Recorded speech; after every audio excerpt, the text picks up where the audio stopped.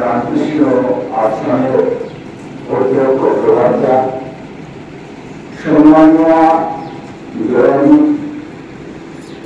মঞ্চুগ্রস্ত রাজ্য মানুষশক্তি ভাষা হেমন্তন আজকের নির্বাহী সঞ্চালক শ্রী রবীন্দ্রনাথ খাড়া মাহাই আশ্রমের সাধারণ সম্পাদক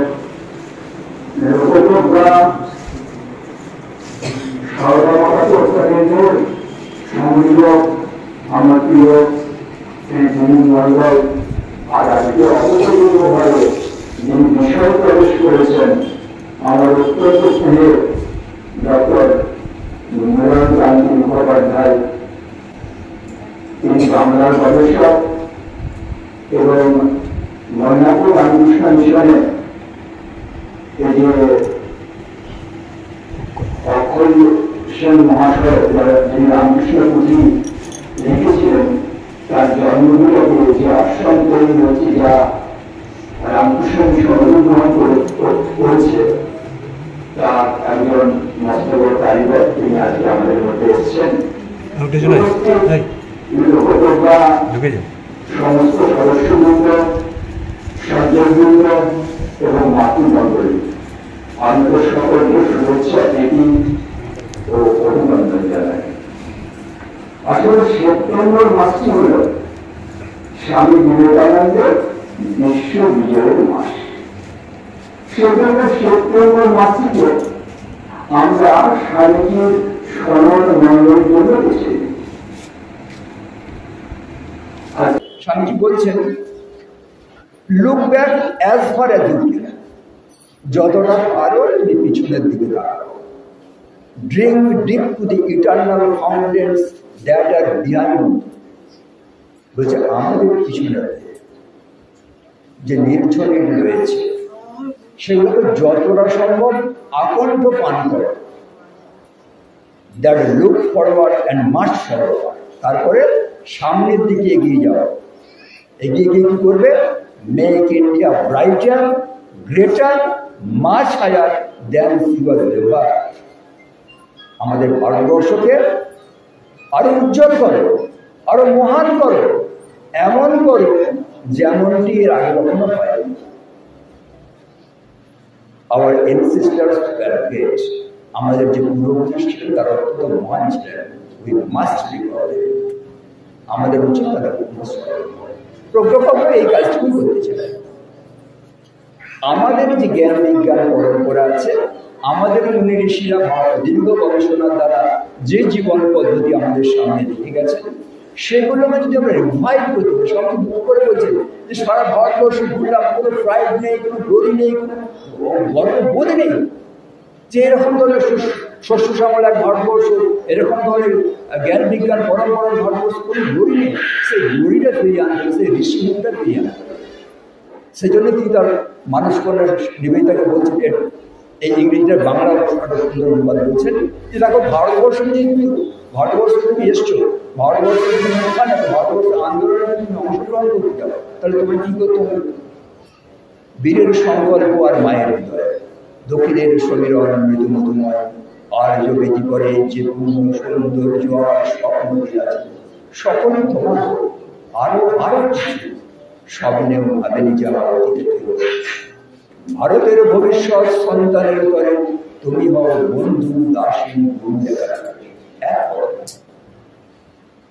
দক্ষিণ ভারতের যে সংস্কৃতি আছে, দক্ষিণের সমীরণ মৃদু মধুময়, এবং আর্য ভারতের, আমাদের বৈদিক ভারতের যা পূর্ণ আছে সেগুলো সব তোমাকে হস্তগত করতে হবে, এবং আরো আরো অনেক কিছু জ্ঞান বিজ্ঞান, আধুনিক জ্ঞান বিজ্ঞানকে দিতে হবে, নিয়ে ভারতবর্ষকে করার এই সূত্রটা দিয়ে গেছেন স্বামী বিবেকানন্দ। আর সেই সূত্র ধরে আর আমাদের ভারতবর্ষের যে চিরন্তন জ্ঞান বিজ্ঞান পরম্পরা, তার স্পর্শে আধুনিককালের মানুষকে শুদ্ধ বুদ্ধ করার চেষ্টা করে। পরম পূজনীয় রঙ্গনাথনন্দজি প্রজ্ঞার এক অদ্ভুত ডেফিনেশন দিয়েছেন যে প্রজ্ঞা মানে কি না, প্রজ্ঞা মানে সাধারণ জ্ঞানের সাথে প্রজ্ঞার পার্থক্য। প্রজ্ঞা মানে হল আত্মার আলোকে দীপ্ত দেখা। যখন আমার অন্তর্নিহিত দেবত্ব, অন্তর্নিহিত আলোকে আর আমার জ্ঞান বুদ্ধি বিচার দ্বারা আলোকিত হবে, তখন যে আমি সিদ্ধান্তগুলি নেব, তখন আমি যে কাজগুলি করব, সেগুলি হলো প্রজ্ঞাযুক্ত হবে এবং সমাজে তাদের কল্যাণ ভিন্ন অন্য কিছু হবে। স্বামীজি যখন ভারতবর্ষের মানুষের কাছে, প্রজ্ঞাবান মানুষের কাছে, বুদ্ধিমান মানুষের কাছে এই বিষয়টা রাখলেন, রাখার পর তার সমস্ত অনুগামীরা বললেন, দেখো এখানকার ভারতবর্ষের লোকেরা এতটা হিন্দতা প্রাপ্ত হয়েছে, এতটা এদের অবস্থা খারাপ হয়ে গেছে, তোমার এই জ্ঞান বুদ্ধি বিচার কেউ নেবে না। তার কারণটা হলো এখানেতে দীর্ঘ 1200 বছরের পরাধীনতা এবং 1935 সালে যে নেহরুর শিক্ষানীতি এসছে, তার পরিপ্রেক্ষিতে ভারতবর্ষকে এমনভাবে হীন করে দেওয়া হয়েছে যে ভারতবর্ষ মানে কিছুই নেই। ভারতবর্ষ মানে দরিদ্র দেশ, ভারতবর্ষ মানে কালো মানুষ, ভারতবর্ষ মানে হলো মানে কুসংস্কারাচ্ছন্ন। হিন্দু ধর্ম কোনো ধর্মই নয়। এই যখন অবস্থা হয়ে গেছে, এরা এখানকার তোমার মতো নিতে পারবে না। যদি আন্তর্জাতিক মঞ্চেতে তুমি বিষয়টাকে উপস্থাপন করতে পারো, ভারতবর্ষের গড়িটা যদি সারা বিশ্বের সামনে তুলে ধরতে পারো, তখন হয়তো এখানকার লোকেরা মানবে। ভগবান শ্রীরামকৃষ্ণ বলছেন যে আজকে দেখলাম একটা জায়গাতে গীতার প্রশংসা করে, বলছে খবরের কাগজে কি দেখেছে, মানে ইংরেজরা কি লিখেছে গীতার কথা ভালো। কারণ এমন একটা অবস্থা হয়েছে, ইংরেজরা যা বলবে সেটাই ভালো, এখানকার মানুষ যা করবে সেটা ভালো। তো এই অবস্থায় স্বামীজিকে পাঠিয়ে, স্বামীজিকে তার শিষ্যরা টাকা জোগাড় করে, তারা শুনেছিল যে আমেরিকাতে ধর্ম সম্মেলন হচ্ছে, সেখানে পাঠাবে। তো প্রথমে স্বামীজি তো রাজি হননি, যদি বা রাজি কিছু টাকা জোগাড়ও করে দিলেন, সে টাকাগুলো আবার গরিবদের বিলিয়ে দিলেন। কিন্তু ভগবান শ্রী রামকৃষ্ণ তাকে বারবার ধরে ইঙ্গিত করছেন যে তোমাকে চিকাগো যেতে হবে, চিকাগো দিয়ে ধর্মসভাতে বৈদিক সমাজ হিন্দু ধর্মকে তুলে ধরতে হবে। কিন্তু তখন তিনি কি করলেন, তখন তিনি বললেন যে ঠিক আছে, এটাকে আমার মনের ভুলের জন্য হচ্ছে, আমি মায়ের কাছে একবার পরামর্শ নিই। মায়ের কাছে একবার পরামর্শ নিই, মা কি বলে। তখন মা আশীর্বাদ করে দিলেন যে হ্যাঁ যাবে বই কি বাবা, তুমি যাবে, ঠাকুরের কাজ, ঠাকুর তোমায় নির্দেশ দিচ্ছে, তোমায় যেতে হবে।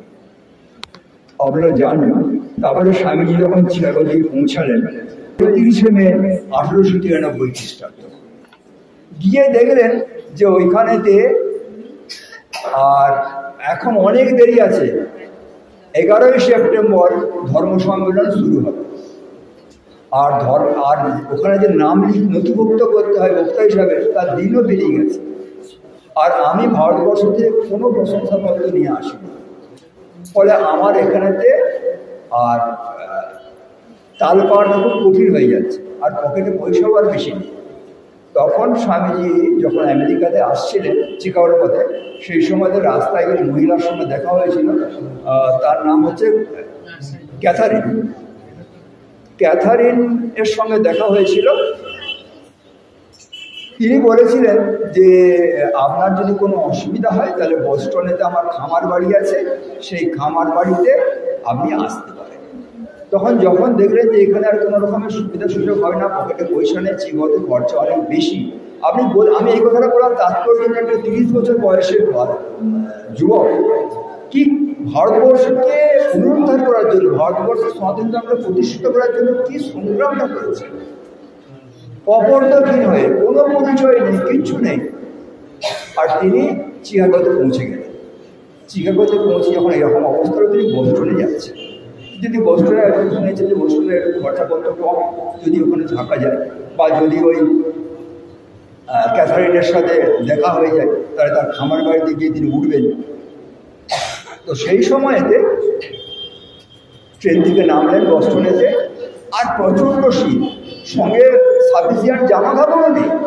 তখন একটা মালগাড়িতে গুদাম একটা কম্পার্টমেন্টেতে একটা চায়ের পেটিতে ঢুকে আর কোনো রকমের রাস্তা কাটা, সকালবেলা উঠে ভিক্ষে চাচ্ছে, ভূতল বাড়ির সমস্ত খড় জিনিসপত্র তার গায়েতে লেগে রয়েছে, আর সবাই তাড়া করছে, ভিক্ষা দেবে না। তখন তিনি কি করলেন, মিশিগান নদীতে নেমে ভালো করে হাত মুখটা ধুলেন, পেট ভরে জল খেলেন।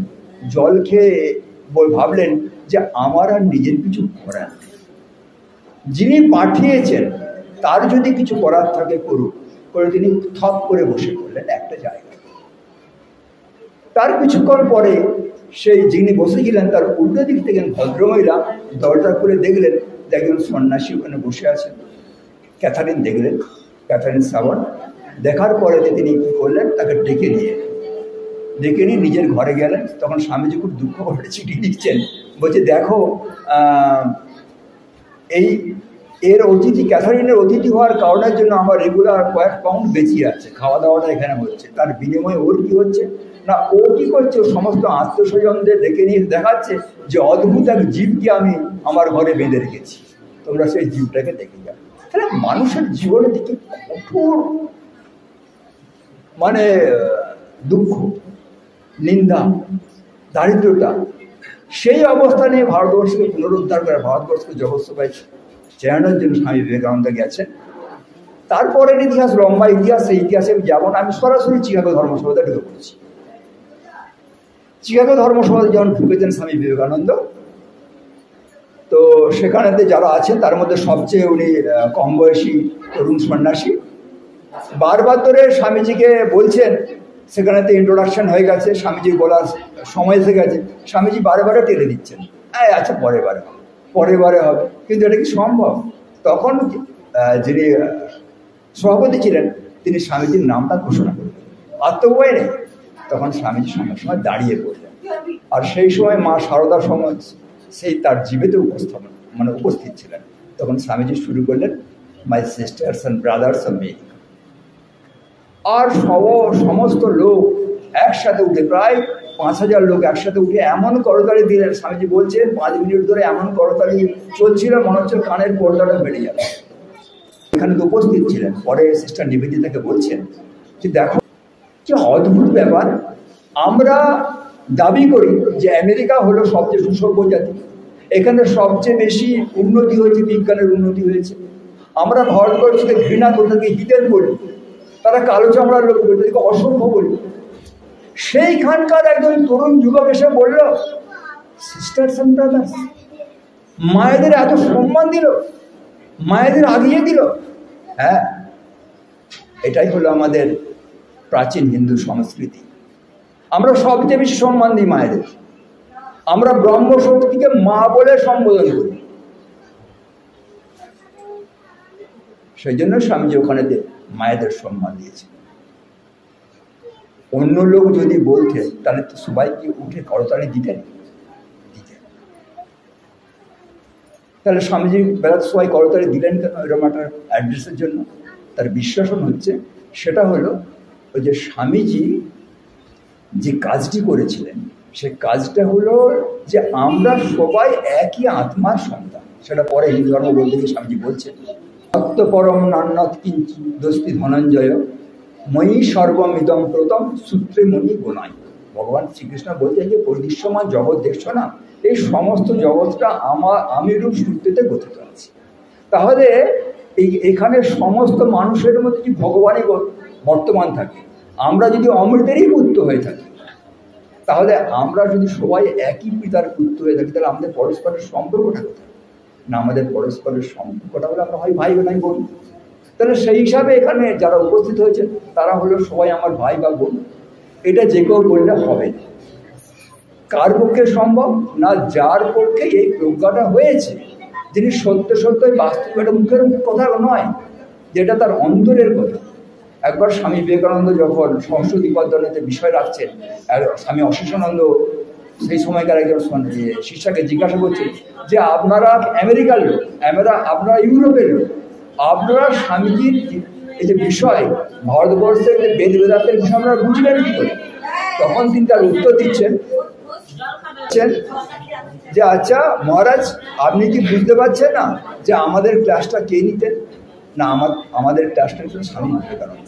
স্বামী বিবেকানন্দের একটা অদ্ভুত গুরুশক্তি ছিল, যখন যেখানে যে শ্রোতা থাকতেন সেই শ্রোতাকে নিজের লেভেলে তুলে নিতে পারতেন। সেজন্য সেই সময়কার ওই সমস্ত শত্রুবৃন্দকে তিনি ওই লেভেলে তুলে নিতে পেরেছিলেন। ফলে তাদের মধ্যে একটা অনুভব হয়েছিল যে আমরা সবাই আত্মার সন্তান, আমরা সবাই স্বামী বিবেকানন্দের বোন বা ভাই। পরে স্বামীজি বলছেন যে বলো তো এটা এই যে অলৌকিক বিষয়টা কেন ঘটেছিল, তার কারণটা হলো আমি কাম শক্তিকে ওজ শক্তিতে রূপান্তরিত করেছিলাম। মানুষ যখন পবিত্রতার স্বরূপ হয়ে যায় তখন সে সবাইকে পবিত্র দেখে এবং সবাইকে পবিত্র করে। এরপরে একটা বিরাট ইতিহাস, মাত্র 3.5 মিনিটের ভাষণ, 4 মিনিটও হয়নি। একবারে ওই চিকাগো ধর্মসভাতে সমস্ত বিদ্বজ্জন ছিলেন, একের পর একজন বোমা ফাটছে। প্রথমেই বললেন যে পৃথিবীর মধ্যে সর্বাপেক্ষা প্রাচীন যে সন্ন্যাসী সম্প্রদায়, আমি তার তরফ থেকে আপনাদের ধন্যবাদ জানাচ্ছি। তাহলে আমি কোথা থেকে এসেছি? আমি ভারতবর্ষ থেকে এসেছি। সেই ভারতবর্ষের সবচেয়ে প্রাচীন সন্ন্যাসী সম্প্রদায় ছিল এবং আছে। তারপরে বলতে শুরু করেছেন আমি সেই সম্প্রদায় থেকে আপনাদের ধন্যবাদ জানাচ্ছি যে ধর্ম সকল ধর্মের প্রসূতি স্বরূপ, জননী স্বরূপ। তার মানে সমস্ত যে ধর্ম আছে কে জন্ম দিয়েছে কে না? বৈদিক সনাতন হিন্দু। কারণ ভগবান শ্রীরামকৃষ্ণ সূত্রটি ধরিয়ে দিয়েছিলেন স্বামীজিকে, বলছেন যে ঋষিদের ধর্ম সনাতন ধর্ম, সনাতন ধর্ম হিন্দু ধর্ম, হিন্দু ধর্মই আছে এবং থাকবে। অন্যান্য ধর্মগুলি আধুনিক, কালে তৈরি হয়েছে, কালে চলে যাবে। সেটাকে অভূতপূর্ব ভাষাতে বললেন তিনি বৈদিক সনাতন হিন্দু ধর্মকে চিনিয়েছেন। তারপরেই বললেন যে আমি কোটি কোটি হিন্দু নরনারীর হয়ে আপনাদেরকে ধন্যবাদ দিচ্ছি। মানে আমি হিন্দু বলতে গর্ব বোধ করি। যে হিন্দুকে তোমরা ঘৃণা করো, যে হিন্দুকে তোমরা বিদ্বেষ করো, আমি তার অন্তর্ভুক্ত বলে গর্ব বোধ করি। তারপরে বলছেন আমি যে সম্প্রদায় থেকে এসেছি সেই সম্প্রদায় পরমত সহিষ্ণু এবং পরমত গ্রহিষ্ণু। আমাদের সংস্কৃত কোষ ভাণ্ডারেতে এক্সক্লুশন শব্দ মানে লোককে বাদ দেওয়ার শব্দটা নেই। আমরা শুধু লোককে সহ্য করি না, আমরা লোককে সাদরে গ্রহণ করি। তারপরে বৈদিক সনাতন হিন্দু ধর্ম এবং ভারতবর্ষ কত উদার। তারপরে তথ্য দিয়ে বোঝালেন যে দেখুন পারসিক এবং ইহুদিরা যখন নির্যাতিত হয়েছে স্বদেশেতে, আমাদের দেশে যখন আশ্রয় নিয়েছে তখন আমাদেরকে সাদরে আশ্রয় দিয়েছে। তারপরে বলছে কেন আমরা পরমত সহিষ্ণু, কারণ কেন আমরা সবাইকে নিয়ে চলি, কারণ আমাদের ডিএনএর মধ্যে, আমাদের রক্তধারার মধ্যে সেটা রয়েছে। সেই কারণের জন্য ওই যে আমাদের যে পুরাতন সাহিত্য থেকে উনি 2টি শ্লোক তুলে ধরলেন। রুচি নাম বৈচিত্র্যাদি জুকুটিল নানা পথ জুষাম নিনাম মেঘ গম্যস্তমসী বয়সাম নব ইব। এই শিবমোহিনাম স্তোত্রম থেকে এটা দিয়েছেন যে বিভিন্ন নদী বিভিন্ন দিকে অভিমুখে যায়, কিন্তু আলটিমেটলি তারা সবাই কোথায় যায় না? তারা সবাই সাগরের দিকেই যায়। নানা পথ, নানা মত, কিন্তু তাদের গন্তব্য হলো একটাই। সেটাকে আবার উনি ভালো করে ডিফেন্ড করছেন গীতার একটা শ্লোক দিয়ে, যে যথা মাম প্রপদ্যন্তে তাম তথৈব ভোজাম্যহম মম বর্তানুবর্তন্তে মনুষ্যা পার্থ সর্বস্ব। বলছে দেখো এই যে নানান পথ, এই পথগুলো তো আমার দ্বারাই সৃষ্টি। সুতরাং যে যেভাবে এসে আমার কাছে আসতে চাই আমি তাকেই গ্রহণ। তাহলে এই যে 4টে বিন্দু বললেন যে আমি হলাম আমাদের ভারতবর্ষের সবচেয়ে প্রাচীন সন্ন্যাসী সম্প্রদায় তৈরি করেছি। দ্বিতীয় বিষয় বললেন যে আমাদের ধর্ম হলো সকল ধর্মের প্রসূতি স্বরূপ, জননী স্বরূপ। তৃতীয় বিষয় বললেন যে আমি নিজেকে হিন্দু বলতে গর্ববোধ করি। আর চতুর্থ বিষয় বললেন যে আমরা সবাইকে নিয়ে চলি। আমাদের রক্তধারার মধ্যে, আমাদের অতীত পরম্পরার মধ্যে আছে। তাহলে তোমরা বুঝতে পারছো যে আমার দেশ কত মহান, তোমরা বুঝতে পারছো আমার ধর্ম কত মহান। তারপরেতেই যোদ্ধা সন্ন্যাসী তো, তারপরেতেই কিন্তু ধরে ফেলেছেন, ধরে বলছেন তোমরা যে বাহ্য আড়ম্বর করছো সেই বাহ্য আড়ম্বরের ফানুসটা আমি ফাটাচ্ছি তোমাদের। শোনো যে আমরা এত উদার, আমরা এত মহৎ, এত সত্ত্বেও আমরা কখনো ধর্মের জন্য কোনো জায়গাতে রক্ত ক্ষয় করিনি। কিন্তু এখানেতে এমন কিছু ধর্ম আছে, নাম করেননি কুশলের, নাম করেননি ইসলামী জিহাদের, উনি বললেন যে ধর্মের কারণের জন্য এই সুন্দর পৃথিবী কতবার শোণিত লিপ্ত হয়েছে, কতবার রক্ত লিপ্ত হয়েছে। যদি এমনটা না হতো তাহলে বড় সুন্দর হতো। আমি চাই আজকের সভা থেকে লেখনী মুখে এবং তরবারি মুখে যে মানুষের উপরে অত্যাচার হয়েছে সেই অত্যাচারটা বন্ধ হয়েছে। মাত্র 3.5 মিনিটের ভাষণ, সারা বিশ্ব বুঝে গেল যে কে এসছেন এখানে। আর পিছন ফিরে তাকাতে হয়নি। পরের দিন একের পর এক সংবাদপত্রে স্বামী বিবেকানন্দ, স্বামী বিবেকানন্দ, স্বামী বিবেকানন্দ। এর পরের বারের যতগুলো অনুষ্ঠান চলছে সব জায়গাতে স্বামী বিবেকানন্দকে পিছনের দিকে রাখা হতো। বলে স্বামীজি আপনি শেষে বলবেন, কারণ আপনার কথা শোনার জন্য শ্রোতারা বসে থাকবে। আপনি প্রথমে বলে দিলেন আপনার কথা শুনে শ্রোতারা চলবে। এটা ছিল 1893 সালের 11 সেপ্টেম্বর। আরেকটি ঐতিহাসিক দিনের 1893 সালের 19 সেপ্টেম্বর। সেদিনের স্বামীজি করলেন প্রজ্ঞাপক যে কাজটা আজকাল হাত দিয়েছে, সেটা হলো যে আমাদের যে সমস্ত সংস্কৃতি, আমাদের যে ঐতিহ্য, আমাদের যে জ্ঞান বিজ্ঞান পরম্পরা, সেগুলো গবেষণা করে সাধারণ মানুষের উপযুক্ত করে মানুষের সামনে তুলে ধরা। তো স্বামীজি কি করলেন না, সারা হিন্দু ধর্ম, কারণ স্বামী যখন ভারত ভ্রমণ করেছিলেন, সেই ভারত ভ্রমণ করার পরে তিনি প্রচুর পড়েছেন, প্রচুর ধ্যান করেছেন, সমাধি লাভ করেছেন, গুরুদেবের কাছ থেকে প্রচুর শিক্ষা নিয়েছেন। শিক্ষা নেওয়ার পরেতে আর স্বামীজি একটা রিসার্চ পেপার তৈরি করলেন, সেটা হলো হিন্দু ধর্মের পেপার অন হিন্দু ধর্ম। সেখানে তিনি দেখালেন যে হিন্দু ধর্মের মৌলিক বৈশিষ্ট্যগুলো কি আছে। স্বামীজি বলতে শুরু করলেন যে দেখো আমরা মূর্তি পুজো, বেদান্তের উচ্চ মার্গ থেকে মূর্তি পুজো পর্যন্ত, বৌদ্ধ ধর্মের নিরীশ্বরবাদী, জৈনদের নিরীশ্বরবাদী, সমস্ত কিছুকেই আমরা একসাথে নিয়ে চলতে পারি। তার কারণটা হলো আমাদের দক্ষিণ ভারতে এক ধরনের বৈচিত্র্য, আমাদের উত্তর ভারতে এক ধরনের বৈচিত্র্য, আমাদের বাংলাতে এক ধরনের বৈচিত্র্য, বিভিন্ন ধরনের সংস্কৃতি। এত সত্ত্বেও আমাদের সাধারণ ভিত্তি আছে যেখানে আমরা সবাই এক। সেই ভিত্তিগুলো কি কি? পরপর তিনি বললেন যে এটা হলো হিন্দু ধর্মের সাধারণ ভিত্তি। প্রথম ভিত্তি যেটা হলো বৈদিক হিন্দু ধর্মের ভিত্তি, প্রথম হলো যে বেদ। আমরা যা বলি, আমরা যা করি সব বেদে আছে। প্রত্যেক বেদটা কি না, বললেন বেদটা বিদ ধাতু থেকে এসছে। বিদ মানে হলো জ্ঞান। এই জ্ঞান সাধারণ জ্ঞান না, এটা হলো সত্যদ্রষ্টা ঋষিরা যারা শুদ্ধ পবিত্র চিত্তে যে দর্শন করেছেন, সেই সমস্ত আবিষ্কারগুলো যেখানে একসাথে গ্রন্থনা করা আছে সেটা হলো বেদ। আমরা বলি বেদকে অপরূষীয়, অর্থাৎ ভগবান স্বয়ং নিজের জ্ঞান স্বরূপ। সেই জ্ঞান মানুষ যখন নিজের মন, বুদ্ধি, বিচার দ্বারা যন্ত্রকে সূক্ষ্ম করতে পারে, তখন সেই জ্ঞানটা দেখতে পাবে। সুতরাং আমাদের যা পাবেন সমস্ত এভিডেন্স বেদে আছে।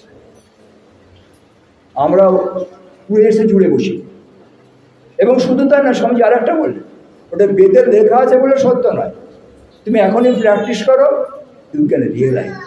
এটা সবচেয়ে বড় কথা স্বামীজি, যে আমাদের বৈদিক সনাতন হিন্দু ধর্ম হলো scientific religion. You can experience it. আপনি এটাকে দর্শন করতে পারবেন, আপনি এটা অভিজ্ঞতা করতে বলেছেন। এটা প্রফেট বলেছে বলে সত্য তাই নয়, এটা মোহাম্মদ বলেছে বলে সত্য তাই নয়, এটা যীশুখ্রিস্ট বলেছেন বলে সত্য তাই নয়, এটা ঈশা মসীহ বলেছেন বলে সত্য তাই নয়। এই সত্যটা তুমি ইচ্ছা করলে, চেষ্টা করলে এখনই দেখতে পাবে, এখনই প্রত্যক্ষ করতে পারবে। কারণ তিনি দেখেছিলেন, যখন ভগবান শ্রীরামকৃষ্ণ দক্ষিণেশ্বরে তিনি প্রশ্ন করেছিলেন আপনি কি ভগবান দেখেছেন, ভগবান শ্রীরামকৃষ্ণ খপ করে তার হাতটা ধরেছে, বলছে হ্যাঁ রে আমি দেখেছি, তোকে যেমন দেখছি তার থেকে স্পষ্ট দেখেছি এবং তোকে দেখাতে পারো, চল। সঙ্গে করে টেনে নিয়ে চলে গেলেন, গিয়ে এমন স্পর্শ করলেন যে সঙ্গে সঙ্গে তার ঈশ্বর উপলব্ধি। সেই কথা স্বামীজি ওখানে অভূতপূর্বভাবে বিষয় রাখেন যে বেদ নির্ভর আমাদের হিন্দু সনাতন ধর্ম, আর এটা হলো সায়েন্টিফিক রিলিজিয়ান। এবং তারপরে বললেন যে দেখো যে আমরা কেমন করে সমস্ত আধুনিক বিজ্ঞানের সাথে সমন্বয় করতে পারি। সমস্ত বিজ্ঞানের অন্তিম লক্ষ্যটা কি? দেখুন, পদার্থবিদ্যাতে যারা পড়াশোনা করেন তারা জানেন যে সমস্ত পদার্থবিদ্যার মূল লক্ষ্যটা হলো একটা শক্তিকে খুঁজে বার করা, যে শক্তি থেকে সমস্ত সৃষ্টিটা হয়েছে। নিজের চিকাগো অ্যাড্রেসের যে মূল বিষয়, কোর থিম হিন্দু ধর্মের, সেটা হলো ডিভিনিটি, অন্তর্নিহিত দেবত্ব। আত্মা থেকেই সমস্ত সৃষ্টি হয়েছে, আর পরস্পরের সমস্ত মানুষগুলির সাথে আমাদের সম্পর্কটা হলো পরমাত্মার সাথে জীবাত্মার সম্পর্ক। আমরা স্বরূপত পূর্ণ, কিন্তু আমরা তো পূর্ণ ভাবছি না, আমরা তো বদ্ধই ভাবছি, আমরা তো নিজেকে ভগবান ভাবতে পারছি না। স্বামীজি কত কত অনেস্ট, লিটারালি কত অনেস্ট ছিলেন। বলছেন যে এই প্রশ্ন যখন করা হয় তখন আমরা কিন্তু প্রশ্নটা এড়িয়ে যাই না, আমরা বলি না এর উত্তর আমরা জানাই, যে আমার উত্তর জানা নেই। ওখানে বলেছেন এর উত্তর আমার জানা নেই। এটা একটা কঠিন বিষয়, পরে আমি আবার বিষয়টা যে পারি বলার চেষ্টা করব। তারপরে স্বামীজি যেটা বললেন, কিন্তু এর থেকে বেরিয়ে আসার একটা রাস্তা আছে। সেই বেরিয়ে আসার রাস্তাটা হলো যে প্রত্যেকের অন্তরে যে চেতনা রয়েছে, যে চেতনার যে অস্তিত্ব, সেই অস্তিত্বটা কিন্তু স্বরূপত পূর্ণ, স্বরূপত আনন্দময়, স্বরূপত জ্ঞানময়, স্বরূপত পবিত্র। Each soul is potentially noble and pure.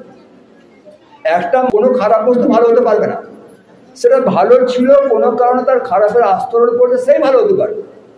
খারাপ মানুষ ভালো হবে কী করে, খারাপ জিনিস ভালো হবে কী করে? সেজন্য তোমাদের যে শাস্ত্র বাইবেলে যে বারবার পাপি পাপি বলা আছে, আমি বলি না পাপি পাপি, আমি বলি শ্রীনন্ত বিশ্ব অমৃত সুপুত্র, তোমরা সবাই অমৃতের পুত্র। এবং আমার ধর্ম একমাত্র ধর্ম, এটা ইউনিভার্সাল রিলিজিয়ান। সেমেটিক রিলিজিয়ানের সমস্ত মানুষরা সেই ধর্মের প্রতি যারা অনুগত, তাদেরকে সাহায্য করে, তাদেরকে পোষণ করে, তারা মনে করে ওর মধ্যে ঈশ্বরের আবেশ আছে, ওর মধ্যে ঈশ্বরের আশীর্বাদ আছে। কিন্তু আমরা মনে করি যে ধরনের উপাসনা করুক না কেন, প্রত্যেকটি মানুষের মধ্যে শুদ্ধ ব্রহ্ম বর্তমান আছে। এবং আমি এও বলি, যারা শুদ্ধ ব্রহ্মের পথে এগিয়ে যায় তারা ভিন্ন সম্প্রদায়ের মানুষ হলেও তারা মনীষী হবে। তারপরে স্বামী যে কথাটা বলতে শুরু করলেন যে এই বোধটা তৈরি হবে, এই ডিভিনিটির বোধটা তৈরি করবে। আমি যে মানুষের সমস্ত দুঃখের অবসান হবে কী করে, যদি তার পূর্ণ আনন্দ হয়। তার যদি অভাববোধ না থাকে, অভাববোধ কখন হবে? যে যখন সে পরিপূর্ণ হয়ে যাবে, তার যখন কিছু পাওয়ার আশা থাকবে না। জন লব্ধা চাপরে লবম মন্নতে নাধিকম তত। যাকে লাভ করলে অন্য কিছুকে পাওয়াকে বড় বলে মনে হবে না। যজ্ঞাত্তা না ভূন্য ভূহান্নাজ জ্ঞাতব্যম অবশিষ্য থেকে, যাকে জানলে অন্য কিছু জানাকে বড় বলে মনে হবে না। তো সেই যে স্বরূপ, সেই স্বরূপটা উপলব্ধি করতে হবে। আনন্দ যখন পূর্ণ আনন্দের স্বরূপ যদি কারো উপলব্ধি হয়, তার দুঃখ থাকবে না। পূর্ণ জ্ঞান যদি কারো উপলব্ধি হয়, তাহলে তার কোনো সন্দেহ থাকবে না। তাহলে প্রত্যেকটি মানুষ যে অন্তর্নিহিত দেবত্ব, সে হলো আনন্দময়, সে হলো জ্ঞানস্বরূপ। সেটা কী করে লাভ করা যাবে? যদি পবিত্র, প্রত্যেকে পবিত্র হয়ে যাবে। এবং পবিত্র হওয়ার জন্য যে পদ্ধতিগুলো রয়েছে, সেই পদ্ধতিগুলো উনি পরপর বলেছেন। ভক্তিযোগ বলেছেন, কর্মযোগ বলেছেন, জ্ঞানযোগ বলেছেন, সব বলেছেন। তার সঙ্গে স্বামীজি একটা বিষয় যোগ বলেছেন যে কেন এই যোগের মধ্য দিয়ে যেতে হবে। সেটা হলো আমাদের পুনর্জন্মবাদ। একটি মানুষ জন্ম থেকে অন্ধ হয়, একটি মানুষ জন্ম থেকে অনেক কষ্ট স্বীকার করে, কেন করে? আবার আরেকটি মানুষ জন্ম থেকেই আর খুব আনন্দ লাভ করে, কেন করে? তার যুক্তিপূর্ণ ব্যাখ্যা কি? না, তার যুক্তিপূর্ণ ব্যাখ্যা হলো যে তার পিছনে অতীত ইতিহাস। বলছে দেখুন, বাবা মার যখন একটু পুত্র সন্তান জন্মগ্রহণ করে, তখন যে তার শারীরিক মানসিক যে গঠন হয়, শারীরিক মানসিক যে প্রবণতা হয়, সেটা আমাদের কাছ থেকে পায়। কিন্তু তার মানস জগতে যে পরিবর্তন হয়, সেটা কিন্তু তার অতীত জন্ম থেকেই হয়, অতীত কর্ম থেকেই হয়। বলে মনে থাকে না কেন? বলে মনে থাকবে। তুমি চেষ্টা করো, প্রতিটি মানুষের একটা অবচেতন স্তর থাকে, তুমি যদি গবেষণা করো, তুমি যদি সেই জায়গাতে ঢুকতে পারো, তাহলে তুমি অতীত সমস্ত ইতিহাস দেখতে পারো। সেই জন্য এই কর্মচক্রকে যদি অতিক্রম করতে হয়, তোমার যদি সীমাবদ্ধতাকে অতিক্রম করতে হয়, তোমাকে যদি দুঃখকে অতিক্রম করতে হয়, তাহলে এই 4 যুগের সমন্বয় করে বা 4 যুগের একটিকে আহরণ করে যদি পবিত্র হয়, সেই উপলব্ধিটা করতে পারে। এইটা হলো স্বামীজির সেদিনের মূল বিষয় ছিল হিন্দু ধর্মে। তাই স্বামীজি পরে বলছেন, তাহলে মূল বিষয়টা হলো কি? ডিভিনিটি, মানে অন্তর্নিহিত দেবত্ব। অন্তর্নিহিত দেবত্ব মানেটা কি? না, স্বামীজি বললেন যে প্রতিটি মানুষের ধর্মটা কিন্তু রিলিজিয়ান নয়। ধর্ম ইংরেজি রিলিজিয়ান হতে পারে না। ধর্ম মানে দৃঢ় থেকে এসছে, যা ধরে সমাজকে ধরে থাকে, মানুষকে যে ধরে থাকে, সেটা হলো ধর্ম। এই ধর্ম সম্বন্ধে স্বামীজি বলছেন যে আমার ভিতরে যে অন্তর্নিহিত দেবত্ব আছে, সেই দেবত্বের প্রকাশ, সেই আনন্দের প্রকাশ, সেই জ্ঞানের প্রকাশ যদি সমস্ত কাজের মধ্যে হয়, তাহলে সেটা প্রকৃতপক্ষে ধর্ম। তো স্বামীজি যে এই বিষয়গুলো বললেন, এই বিষয়গুলো আমরা বুঝতে পারতাম, আমরা জানতে পারতাম। তার একটা সূত্রধরের দরকার ছিল। যদি কেউ সূত্রটা ধরিয়ে দিতেন তাহলে আমরা বুঝতে পারতাম। আজকে যে আমরা বিষয় আলোচনা করছি, রামকৃষ্ণ মিশন যে আলোচনা করছি, সে আলোচনার মূল সূত্রধরটা ছিলেন সিস্টার নিবেদিতা। সিস্টার নিবেদিতা ভূমিকা লিখছেন, মানে যখন রামকৃষ্ণ বিবেকানন্দের বাণী রচনার সংকলন বেরোচ্ছে তখন সিস্টার নিবেদিতাকে ভূমিকা লেখার জন্য দায়িত্ব দেওয়া হয়েছে, বিশ্লেষণ করার জন্য।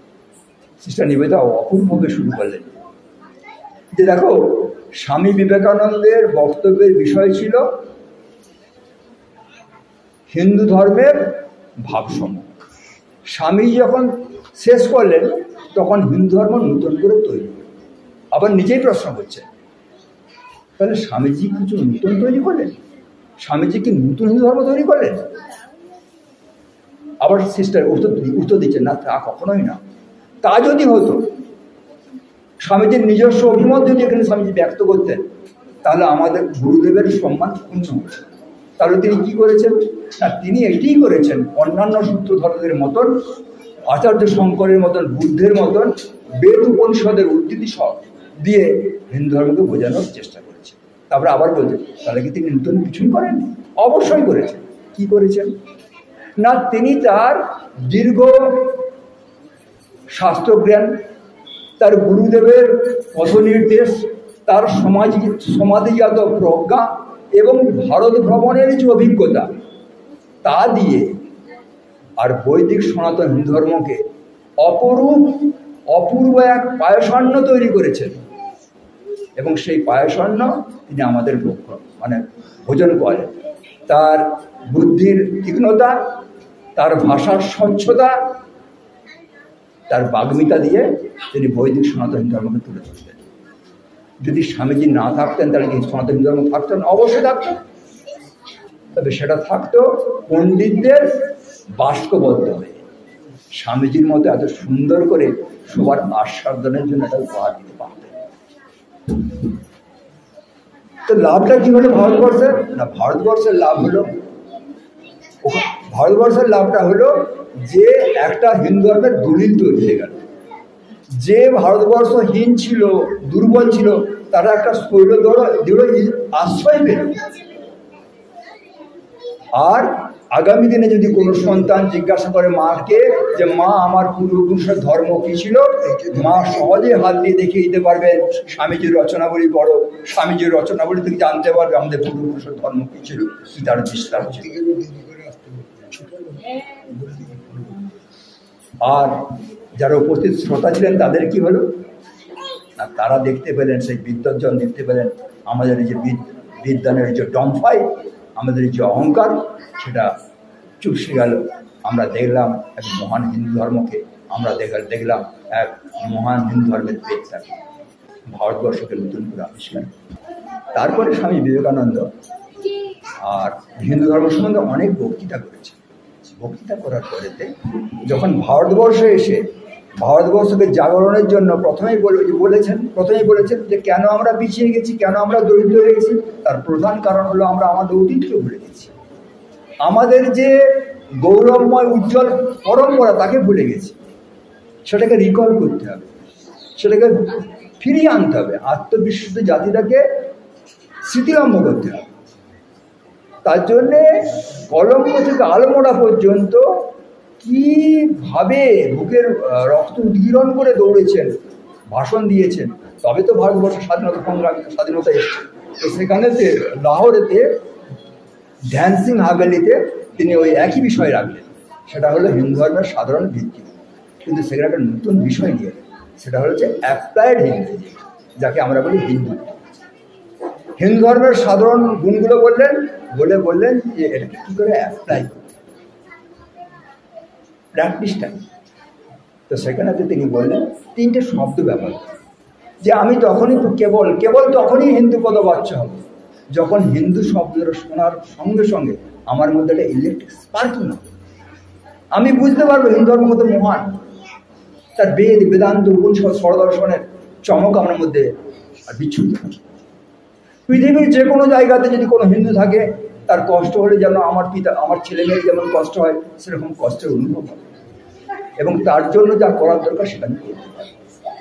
এই সহানুভূতি, এই ভাব, এই একতাবদ্ধ ভাব হিন্দু ধর্মকে কেন্দ্র করে যদি ভারতবর্ষ এগিয়ে যেতে পারে, তবে ভারতবর্ষ, আর আমি যে স্বপ্ন, আমি যে ধ্যান নেত্রে ভারতবর্ষকে দেখেছি যে অতীত গৌরব ম্লানকারী ভারতবর্ষ তৈরি হবে, সেটা সম্ভব হয়ে যাবে।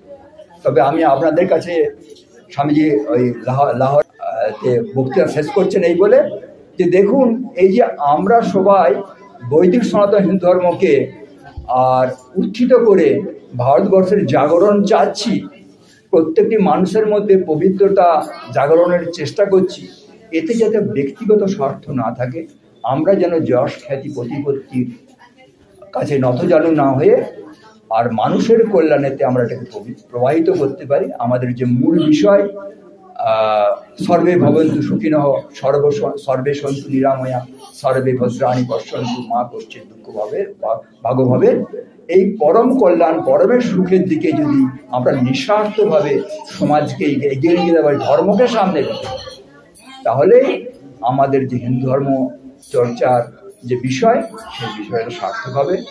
ভগবান শ্রীরামকৃষ্ণের চরণেতে ঠাকুর এবং স্বামীজি এবং মায়ের চরণে প্রণাম জানাই। এবং আজকে এই বিষয় রাখার জন্য আমাদের পাশে বসে থেকে প্রভাতদা যে সহৃদয়ভাবে আর আমাদের আশ্রয় দিয়েছেন, এবং হারধনদা যেভাবে আর এটাকে সুষ্ঠু করার জন্য প্রচেষ্টা করেছেন, তাদের প্রতি কৃতজ্ঞতা জানাই। ভারত মাতার জয় হোক, স্বামীজি মহারাজের জয় হোক, ভারতবর্ষ স্বামীজির দৃষ্ট পথে এগিয়ে চলুক।